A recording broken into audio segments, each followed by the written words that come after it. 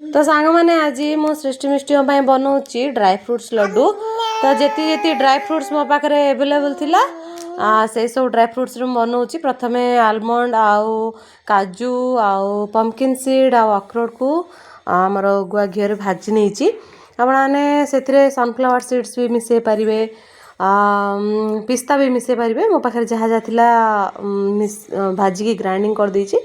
तापरे खजरा आउ आमर किसमिस ब्लैक किसमिस दुईटा जाक तीन टा जाक अलग आउ थे ग्राइंडिंग करनेली।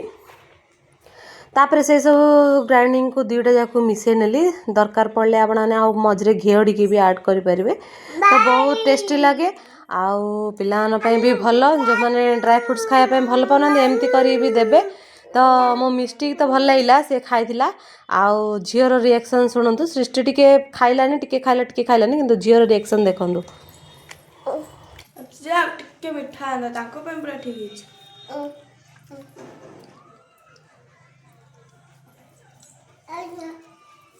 है मैं टेस्टी तो सांग मैंने मोर एति सारा ही बनी थिला आपने चाहिए मुझे आगु थरे भी करी तो से परफेक्ट हो नाला तो वीडियो शेयर करनी। तो वीडियो भल लगे लाइक शेयर कमेंट निश्चय करेंगे। रही टाटा।